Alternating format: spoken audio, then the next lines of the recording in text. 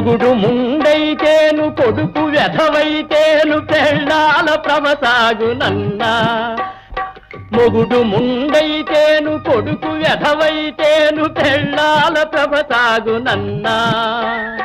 అయిన వారు లేక కాని వారికి గాక ఈ మొండి బ్రతుకెందుకన్నా, ఈ మొండి బ్రతుకెందుకన్నా.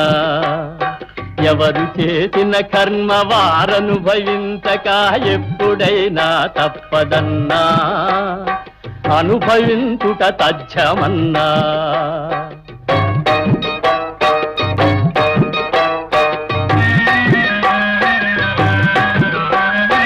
అత్త ఒక రోజు నా కోడలేనన్నది గుర్తుకొస్తే చాలునన్నా.